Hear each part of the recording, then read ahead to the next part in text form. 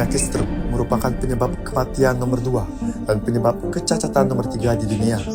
Menurut Riskesdas tahun 2019, diketahui bahwa jumlah masyarakat Indonesia yang terkena stroke sebesar 10,9%. Dari data tersebut, kita ketahui bahwa masyarakat Indonesia masih banyak yang terkena serangan stroke.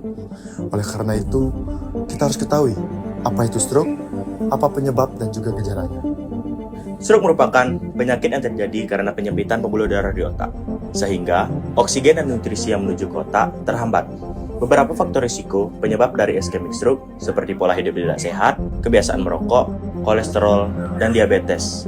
Dengan menerapkan pola hidup yang tidak sehat secara terus-menerus, maka akan menyebabkan stroke. Apa aja sih gejala-gejala stroke? Nah, gejala-gejala stroke dapat kita lihat dari metode segera ke RS.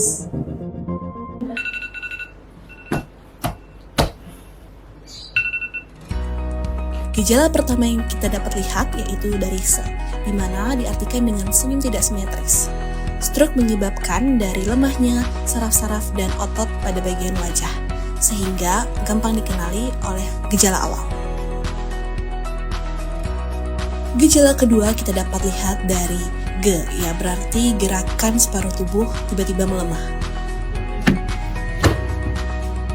Gejala ketiga yang dapat kita lihat yaitu RA, yang berarti kesulitan berbicara, di mana hal ini terdapat pada gejala yang pertama yaitu senyum tidak simetris menyebabkan susahnya bicara dan pengucapan artikulasi tidak jelas. Tahu nggak?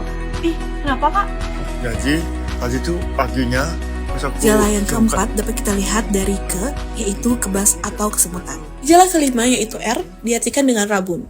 Dan gejala yang terakhir yaitu S, sakit kepala yang hebat muncul tiba-tiba dan tidak pernah dirasakan sebelumnya. Ketika gejala tersebut sudah terlihat, jangan ditunda dan dianggap remeh. Segeralah hubungi tenaga kesehatan agar segera mendapatkan penanganan. Karena hal ini mempunyai periode emas sekitar 4,5 jam setelah gejala awal muncul. Baik dek, setelah pemeriksaan yang telah saya lakukan tadi, dapat saya simpulkan bahwa kakakmu mengalami penyakit stroke iskemik akut.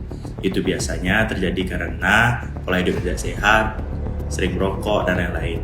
Mungkin adik bisa mengingat apa aja sih atau bagaimana sih pola hidup kakakmu sehari-harinya?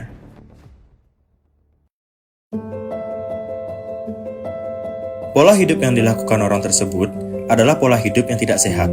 Mengkonsumsi makanan berminyak berlebih dapat menyebabkan kolesterol. Mengkonsumsi minuman yang mengandung tinggi gula secara terus-menerus akan menyebabkan diabetes.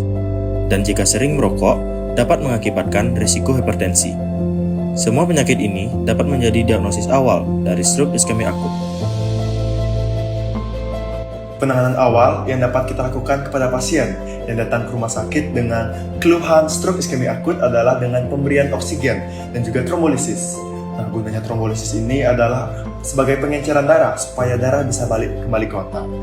Selanjutnya, untuk manajemen awal yang dapat kita lakukan adalah dengan pemberian obat-obatan, mulai dari obat hipertensi, diabetes, dan juga kolesterol. Nah, kenapa sih kita harus memberikan obat-obatan tersebut?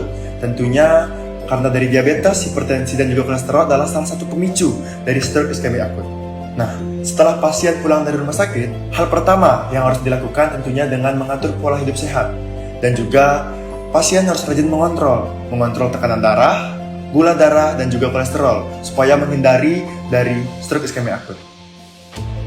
Dalam upaya mencegah stroke iskemik akut, mari kita sebagai masyarakat Indonesia harus bisa menerapkan pola hidup sehat dengan membatasi konsumsi makanan-makanan yang mengandung minyak, gula, serta hindari merokok.